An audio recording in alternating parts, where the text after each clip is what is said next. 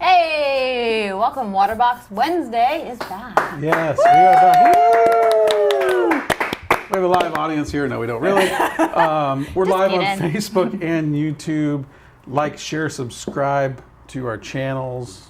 And we are here this week starting the first episode of how to set up a nano waterbox aquarium. So this is the kickoff of our 4-episode series about the Cube 10, and we're setting up 2 side by side. As you can see, our studio's gotten very busy, and we're going to be showing you kind of a step-by-step guide on how to set up a nano. We're doing giveaways, all that stuff. Yeah, so it's all the fun stuff. And we'll be right back. Well. Maybe.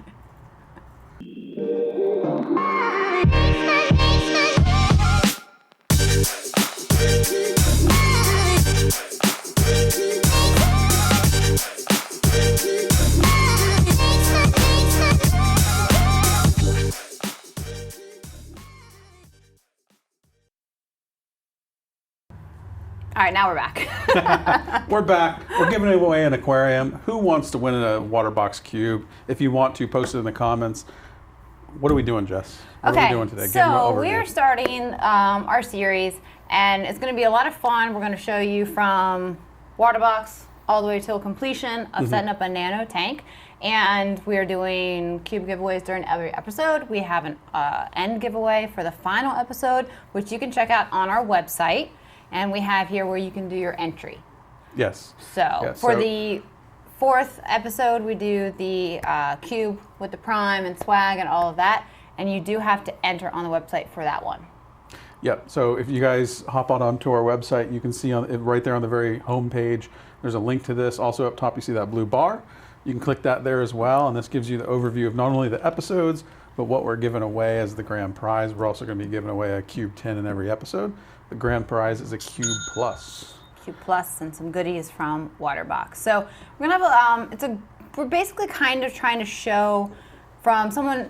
A lot of people say, I've never had a saltwater tank before. Like, how do I do this? And we're working from the arrival of your cube all the way till putting in corals, fish, all of that good stuff, and kind of just directing you on what to do and how to make your decisions on things. So like this week we're picking sand, rock, how to choose which water, all of that to use in it. Yep. So A to Z, how to set up a Waterbox Cube Nano Aquarium. Yep. One of our most popular aquariums. Yes, for sure. So the first thing is you order your cube and it comes to you and it is ready to be put together. What comes with your water box? So for here we've got our 2 Cube 10s. Of course you've got the Starfire glass, the glass back panel, but you also have included with it is you've got your pump, your filter sock holder, and all of your media. I'm slightly too short to do this from here, so I'm gonna go ahead and... So what Jess is gonna run you through right now is the different components that come with the Waterbox Cube 10. She's gonna show you how to hook up the pump. She's gonna show you the filter sock holder. Right. And just a general overview of this Cube series aquarium. It's a great little aquarium. It's great for, if you're looking to start getting into aquariums, if you're just looking to do like a nano setup, really. Yeah, nanos are great. And even if you have a large tank, nano is something completely different. It's a whole nother world. So we see a lot of people that have like a large water box and they end up going and getting a nano. Kids love it. It's great for just smaller spaces. Your office. All of us here in this office have pretty much a tank somewhere. Great desktop aquarium. Yes. Yeah. So you do have your filter sock holder, and also you're included. It's a 2.75-inch filter sock here. So within about 2 minutes, you have your water box ready to set up and start with your rock, sand, and water. So if you guys aren't familiar with the filter sock, which I'm sure a lot of you guys are, this is basically a mechanical filtration that's going to pull out a lot of like the detritus, free-floating things in the water that keeps the water really crystal clear. They're great. They've been used for as long as I can remember. Yeah, they've been around for a long time. Before that was filter pads. Filter socks are great. They're reusable, easy to change, and they just keep your water crystal clear, like you said. Yeah. And then come in the middle chamber is already going to be in place. You have a filter sponge, a bag of bioballs. This is something that is optional to use. It's kind of more if you're not going to have a lot of live rock. You know, you would want that for extra biological. You get some carbon in a bag. If you guys aren't familiar with bioballs, they're basically a biological filtration, right, Jess? Yes, a bacteria spot for them kind to of like onto. grow into and things like that. So it's a unique filtration. It's a little dated, so it's an option. Right, it's included in case you want to use it. It's great for freshwater tanks or like more fish-only kind of scenarios where you're not going to have a lot of live rock. And then you also have a secondary sponge. So we're going to put these back in. And the order is not necessarily, you know, have to be a certain way, but your bioballs do, if you're going to use them, stay submerged. So you do want to put them towards the bottom. I'm going to opt to not use them. Your carbon. Good choice. Good choice. We're going to be using rocks, so we're good. And then this is carbon in a bag. Generally do rinse it beforehand. Just going to go ahead and put that in, and your sponge back up. So one of the things to keep in mind, guys, she took out the bioballs. We're using live sand and what will eventually be live rock, so she's going to have a lot of filtration in there. Yeah, in a general like reef type scenario, you don't use something like bioballs. So we're going to just not use that at this point. And then you have your return nozzle, return tubing here, and your pump. So everything you need to get this up and running included, done. You get the Plus edition, you have the light as well, which is AI Prime. Yep. Setup's relatively easy. I mean, it's a couple connections. One connection point here that goes to your tubing. We're just going to go ahead and put your return line here. Undo your cord. Make it as simple as possible, and you're up and running in pretty much no time. So you have two parts for your return line. One is going to be the point that connects to your tubing here. And so this is like a barbed elbow fitting that you basically push down into the pipe, and then that elbow is then going to go into the return nozzle, as we call it. Yes. And then this is... It is happy hour here at Waterbox, you guys. Cheers. In case you were wondering. I know they were wondering. No, they were wondering. You can talk about. Yeah, definitely. And then you have your return nozzle here. And that simply just screws into the part that's connected to the return line. And with the return line, if you need to, you can always just trim it with scissors and make it a little bit shorter. If the tube's a little bit too long, just trim it down with some scissors. And you have an adjustable nozzle, so you can point it up, down, and kind of whatever direction you're looking for in your tank. And voila, your tank is ready to go. You can get water, rock, sand, and everything into it. Just like that. Just like that. Everything included, good to go in the box that comes to your house. Yep, so again, you guys, Starfire glass. We have a half black glass here as the overflow. And what you guys may or may, I don't know if she mentioned it, this is all glass. So the reason we did this is there tends to be a lot of like coralline algae, things like that that grow in saltwater tanks. So we want to be able to take a metal scraper and get that nice and clean. Same thing with these are water etched overflow teeth here. And then we have a nice vinyl covering up the back. Yeah, so a lot of people don't think about that is like your back wall here, once it starts getting overgrown with lots of green or coralline algae, that kind of stuff, like it kind of just takes away from the overall clean look of it. And you can't clean acrylic or that textured plastic that a lot of them use with a scraper. So this allows you to basically keep that perfect look to it the whole time. It's great. Yeah, and if you guys haven't already, I'm going to mention it because I like mentioning it. It's a great resource. Head over to Facebook. We have a Facebook group there. It's called the Waterbox Official Facebook group. Join it. Great resource. Over 6,000 Waterbox family in there. A lot of people in there. Yeah, so definitely check it out. Join it. Just fill out a couple questions and I'll let you join. So we have a lot of people. I haven't had a chance to look through Facebook. Ton of people on YouTube. Tons of people. Tons we of have people a on Facebook. lot of comments on Facebook. So So Jess, let's talk about Substrate. Okay, so when you get into an aquarium, especially if this is your first one, you are kind of like, well, what do I choose? You go to the store, you look online, and you see 15 million probably different types of sand, gravel. Do I do dry sand? Do I do live sand? You know, chunkier stuff, that kind of thing. So, you know, we want to kind of guide you towards how to pick what you want, because it really depends on what you want to do with your aquarium. And when I say substrate, some people might be like, well, what's substrate?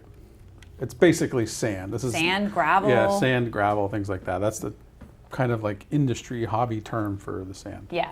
So I think whenever you're looking at it, you have like these two main things that you see that are going to be really different is that you have live sand and you have dry sand. So whenever you have live sand, it actually has good beneficial bacteria in the bag. And this is what we have here. So there's actually like moisture, water in here. And there's good bacteria that's living in there. So when you put it in your tank, you're actually helping to seed your aquarium with good bacteria. And then you have your dry sand, and that's going to be, it has no bacteria, completely dry. You're going to need to rinse it really well before you use it because there is going to be a lot of dust. Whereas live sand, you don't have to rinse it. Yeah. So in the Reef aquarium setup, this is what I prefer, is what Jess prefers. And again, there's a ton of options, but we're kind of showing you like the tried and true. Like we've used it for decades, and it works really well. Don't need to reinvent the wheel. It's good stuff. I think one of the main things that appeal to people for the dry sand is it is more economical. It is less expensive to use dry sand than it is live sand. But I've always felt that the benefit of live sand outweighs that, if you can. And we're talking 10, 20-gallon cubes. You're talking 10, 20-pound bags of sand. It's not too big of a difference for those type of things. And guys, we are giving away a Cube 10 this episode. If you want to win that, you got to stick around till the end. Till the end. So you got to get your brain full of knowledges, and then, and then once you're full of knowledges, you can win a cube. We're gonna drop knowledge all this episode. And then, so another thing when you want to consider when you're picking your sand. Oh, you're doing for sand now? Oh, that's what you suggested. Yeah. All right, guys. So we are going to there's me and Jess are both setting up a Cube 10 here. So we want to basically, and there's two different products for each one. Instead of choosing which one, we're actually going to flip the coin. So the premise is basically you can set this up in many different ways. Yeah. So we're going to set up two different types of Cube 10s using different products to show you that basically there's probably 100 ways to do it, and we're going to do it and just show you different ways. So we're going to flip a coin to choose what we So we got using. a Fiji pink and a Bahama Oolite, right? Yes. So both live sand. Both live sand. The Bahama Oolite is a finer grain sand. Fiji pink is slightly chunkier, but still considered to be pretty fine. Okay. So what do you pick, heads or tails? I'm going to pick tails. Okay. Check it, catch it. Heads. Heads. So you get to pick your sand. I'm going to go Fiji pink. Oh, all I've used Fiji pink for almost 2 decades. Love it. Use it every time. So. All right, you have Fiji pink. So put it in your tank. I have to put it in my aquarium. You do. All right, guys.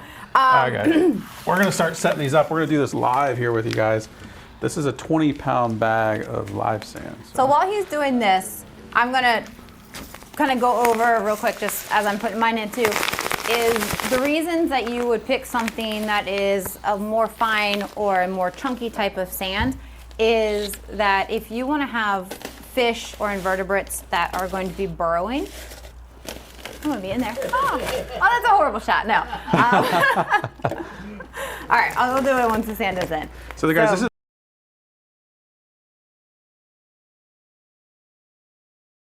grab.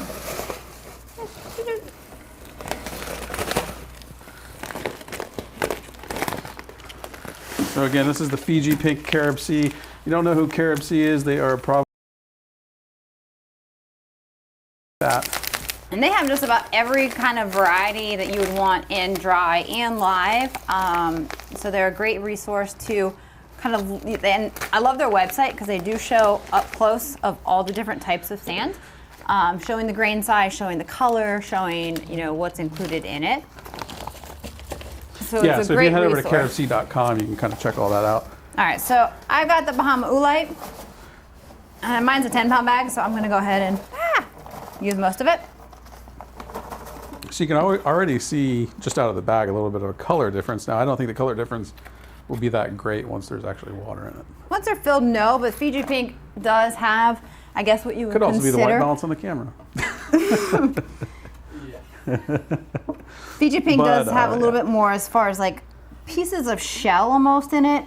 They're still pretty small, but it does have a different color than the Bahama Oolite. So I'm just going to even mine out real quick. And I have sandy hands. So whenever you're considering a sand, as you can kind of see, it might be kind of hard to see from here, but just a difference in sizes. But if you want to have like pistol shrimp and gobies or like Nacerius snails and conchs and things that actually live in the sand, fish, invertebrates, that kind of stuff. You want something finer like either of these.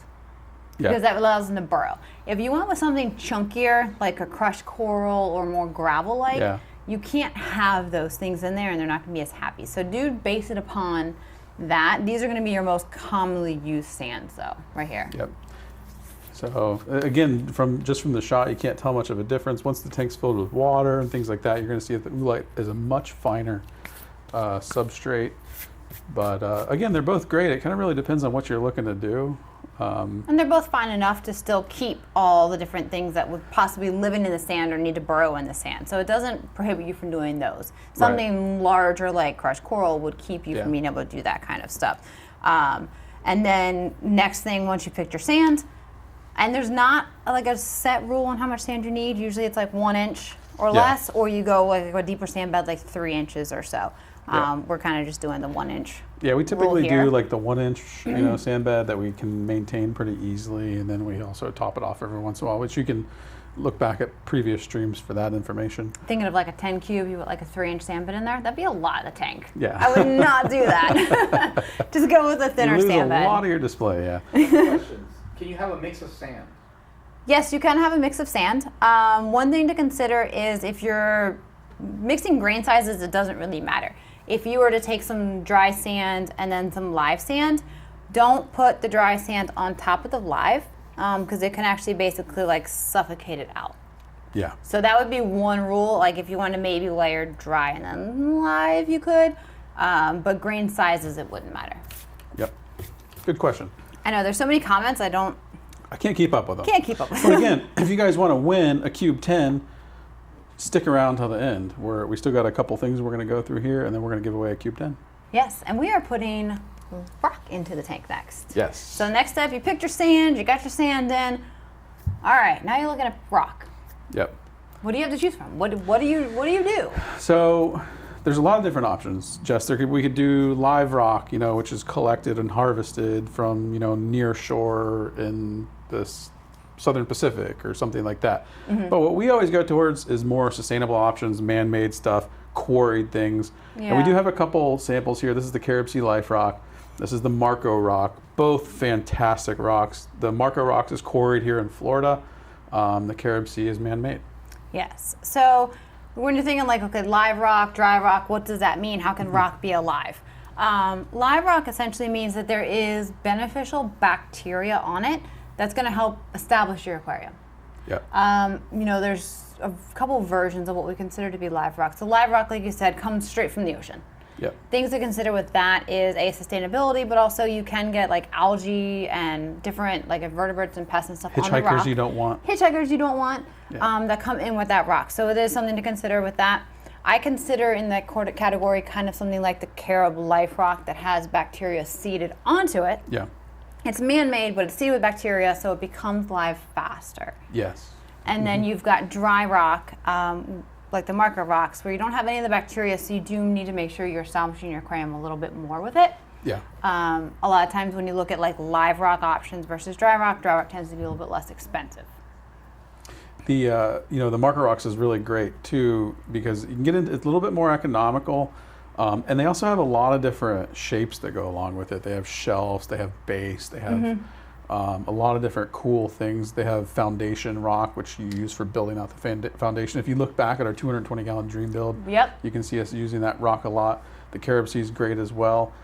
We're just kind of showing you guys what kind of options you have. Right, and any of them work. And like I said, the Marco Rock's pretty cool because it's got the like flat shelf pieces, which you can't find in like naturally formed rock and stuff like that. So it does, and you'll look at the 220, we have some beautiful caves and spots made because we had that shelf rock to work with. And you make a great point about the shapes that you can't, that's very hard to find with the like traditional live rock that would be harvested.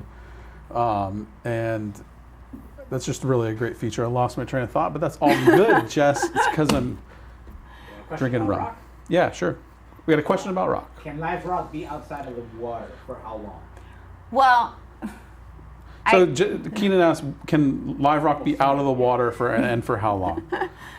That's a tough question to answer completely because, okay, so live rock that comes from the ocean actually gets shipped in boxes, and it can be in a box for a couple of days, up to like a month or two, and then it cures with the die-off. And then when you pick it up from your store, you're going to take it home. Ideally, it needs to at least stay somewhat wet. Like it can't dry out completely. The less time it is out of water, the better. Yeah. So there's no set way. It just varies so much. But get it in your tank as soon as possible. Cover it with wet paper towels or something like that. I can tell you if it dries out completely, then it's no longer live rock. You now have what we call base rock, which is kind of like these. But and a lot of times people ask, how much do you put into a tank? Like how many pounds of rock? Yeah. I'd say a rule of thumb that a lot of people go by is a pound per gallon, but it varies a lot by the density of the rock, the shapes of the rock. I would say just do it according to how you want the tank to look. There's enough room for the fish to swim around. It's just preference, but like 1 pound per gallon tends to be a general rule. Yeah, and again, when you're aquascaping a tank like this is a little bit easier to aquascape because it's not very big, but as you get into bigger tanks, but you really just kind of got to play with it. And you can do a lot of those things outside the tank before you actually put the rocks into the tank. Practice aquascaping it. Cut a piece of cardboard out the size of the tank and start That's a great idea. We have a lot of people do that in the user group, and they do some really good setups. And then by the time the tank comes and they're ready to fill, it's just done. And you're not spending days like messing with it. Yeah. Keenan has a question. Great segue. A user asked, is it better to put the sand in first and then the rock, or the rock and then the sand in? Yeah. So that's a debated question. It is. I'll give my personal opinion of setting up. I don't even know how many tanks. Repeat the question. Someone's asking, is it better to put the sand in and then the rock, or the rock and then the sand? If from all the tanks I've set up, I put in the sand, and then when you put the rock in, kind of push it down. Yeah. You don't want to necessarily put all the rock in before you have any sand, because if you do something and one of those pieces falls, you have a lot higher chance of it like falling straight onto the glass, cracking it, or whatever the chance And I've seen that happen a number of times actually. Yes. You're setting up your brand new fancy tank and you drop the rock and pow. If you do that, you just got to be really careful. You maybe put down some cardboard in the tank while you're doing it. But obviously, aquascaping on top of like a lot of sand adds an inherent risk of things falling, right? But that's why as you said, you kind of push it and settle it down into the sand. Settle it down pretty much all the way back to the bottom. And that way if you have things that burrow, it's not going to like completely tunnel out this pile of sand under your rock, but it protects you from while you're setting it up. And there's been plenty of times I'm setting up and aquascaping a tank and something shifts and things start to fall, and you have that chance of it breaking the tank or that kind of stuff. So I say at least a little bit of sand and then the rock, or push it down into it. Another question. One more question. I live close to the beach. Can I use rock from the beach? Oh God, okay. Question was, I live close to the beach, could I use the rock from the beach? Don't use rock, don't use sand, and don't use water from the beach. Honestly, unfortunately, because it's polluted. It's gross. Okay, so as much pollution and stuff happens from ships, people, trash, everything else, you're putting a lot of money into your tank, and you're gonna put a lot of money into your livestock. Don't do it. Don't risk it. Just do not do it. That rock's going to be full of phosphates, things that you don't want going into an aquarium. These rocks that we have here, they're completely clean. Even this quarried rock is, completely cleaned off and pressure washed before you get in it. So this is the way to go. All right, now it's time to pick rock. It is. Got to flip a coin. All right, you pick. Heads or tails? I'm going to go tails again. Maybe it'll do me good. All right. Heads. Oh my God. Goodness. Am I telling the truth? Did I really flip a heads? Is it not my day? I'm going to pick Marco. All right. I'll go with Marco. You go with CaribSea Life Rock. Let's go. All right. You want me to hand these to you without breaking any aquariums? Hopefully not. All right. I'll put them on my side. So these are great because you guys see this. There's a mixture of rock here. It's kind of like an arch. I got arch. There's this really cool branch, which they're replicating a Tonga branch for that. Yes, and that has been something you haven't been able to get in a long, long time. So we get to scape it. Live aquascaping. Live aquascaping. We haven't done this in a while. No, we haven't. So. All right, I got to figure. Like I said, there's no right or wrong way to scape a tank, ever. I would say as long as you have space for fish to swim around, room for your corals to grow, and if you're going to do a reef tank. Other than that, it's really just whatever you think looks good. And I will say, like, sometimes a smaller tank can be a little bit more challenging to aquascape. Yeah, and you know, one of the things that you guys are trying to do when you do this is, if possible, you keep the rocks away from the glass that you're going to need to clean frequently. So you need at least enough space for like a magnet or a scraper blade. Otherwise, you'll have a spot on your glass that you can't get the algae off of, and it will 100% drive you insane. Definitely. There is no question about it. Someone is here saying he'll take the tank if you break it. So we have a viewer that says he'll take the tank if I break the tank. All right, do not break the tank. This is a challenge, Jess. You're being a lot quicker than me. This might have to get I don't redone like after. it. This might have to get redone after we're done with the live. All right. Boom. So I'm going to redo that after we go live here, but just for demonstration purposes, I'm going to leave that just the way it is. Because you guys don't want to sit here. Keenan's laughing at me. He doesn't like my aquascape. Oh my God. When you guys when you guys tune in next week, you're going to see a beautiful scape. Okay. But you also have to figure, like, something like a lower shelf is great for if you're going to have taller corals. Yeah. Because they Maybe need if you have some big leathers or big something leathers, like that. tall torches, things like that, because they need Thanks that for open backing me up, space. Jess. I got you, man. I got you. Got my back. You know, so you have to consider the type of corals you're going to keep. If they're going to be taller ones, you don't want to bring your rock all the way up to the top like I did, because you'll have no room for them to grow. Yeah, so that scape, like, I mean, that's a great point. And you could still put those types of corals in here, but up top you're going to keep things that are just a lot shorter, aren't going to grow up. Right. A lot. And I know you're a leather fan, so I think subconsciously you could did be. it because It could you love be. the Yeah, leathers. a nice toadstool right there, like in the center. It's going to be great. So you can see, like, completely different types of rock, you know, and similar sands, but still different ones. There's a lot of ways you can do it. These are kind of the ways we're choosing, but we're helping you kind of decide how to pick which sand, which rock. And then, of course, now you have sand in it. Now you have rock in it. What's next?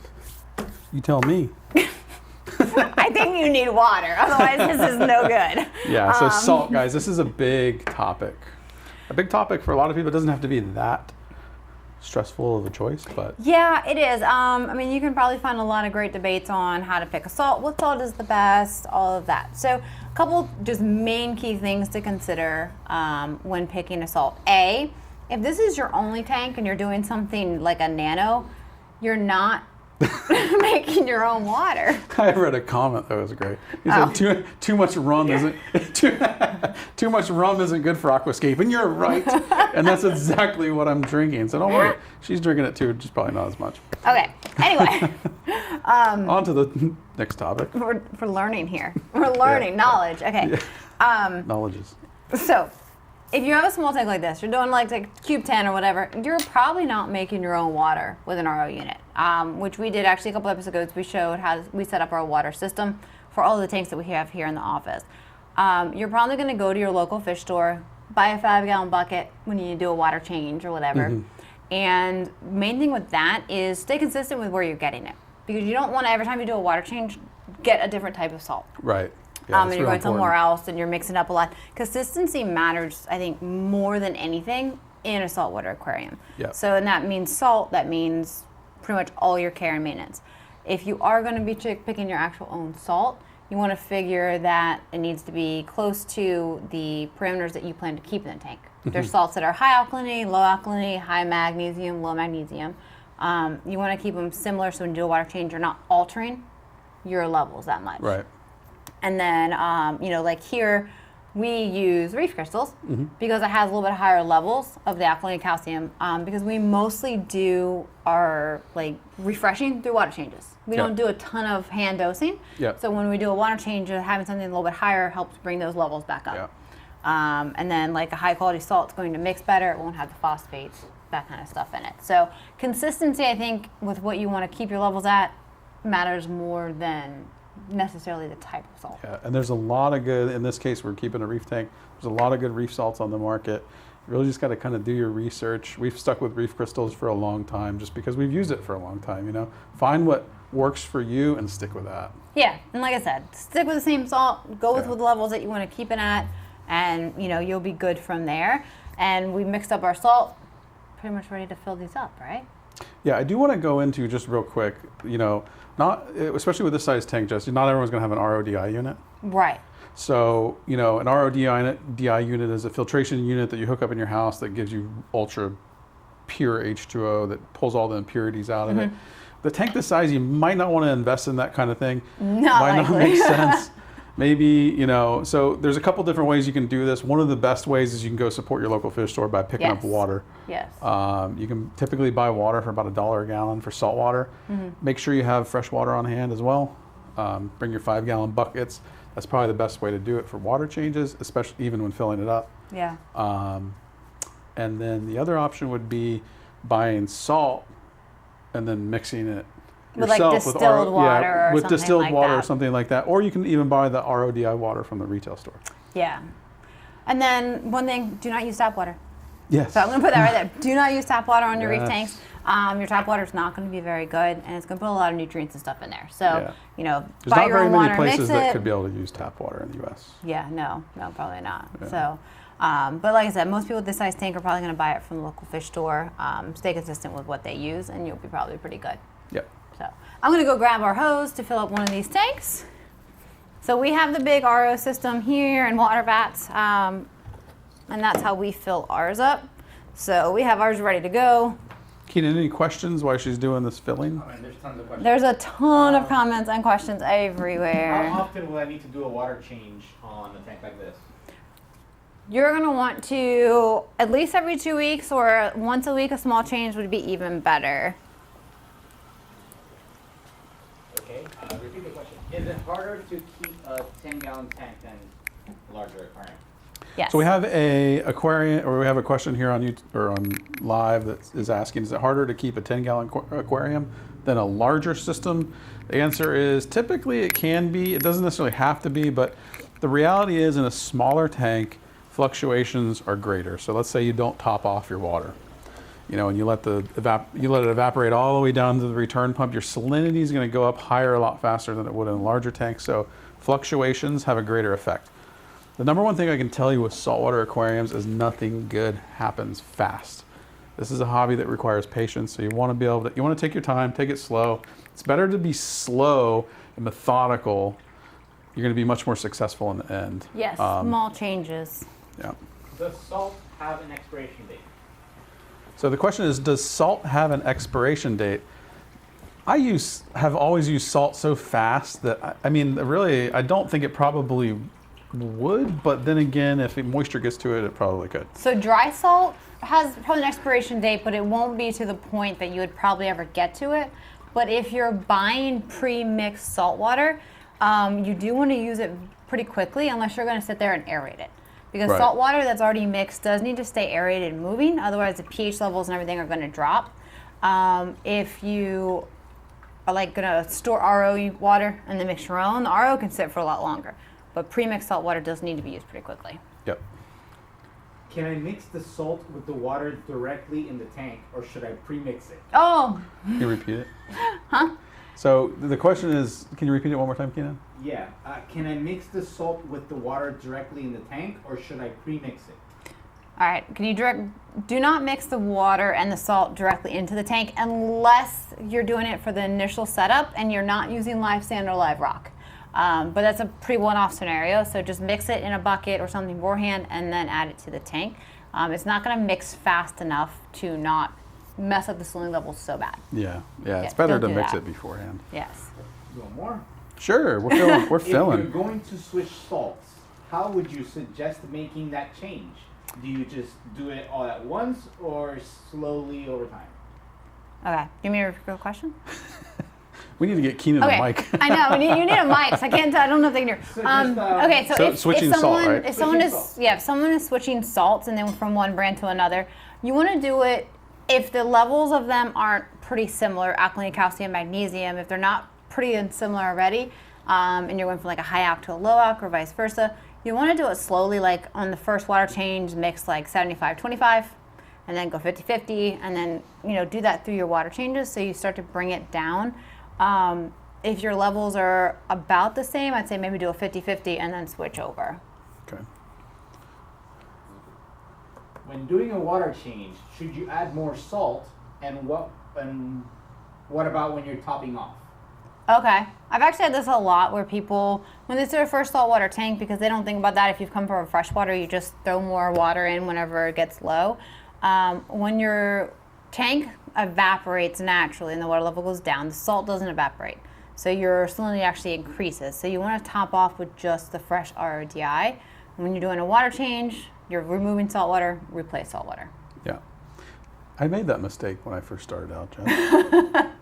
I learned the hard way with that. Yes, long ago. I've encountered a lot of people over time that have had that happen, and they've like topped off with salt water, and it's just like creeps your salinity up so high, and then eventually. And I say this a lot, guys. One of the most important things with an aquarium, to me, in regards to success, is making sure that you replace that water that is evaporating. Do it with RODI, especially in a saltwater tank. Yeah. And do it frequently, because salinity fluctuations play a big part in the happiness of corals and things like that. So. Yeah, so we suggest an auto top off for most tanks, and you know, especially on small ones like this, if you can't be around it constantly and know you can top it off, put an ATO on there just to save yourself the hassle and keep your tank a lot happier. We have them on all the tanks here.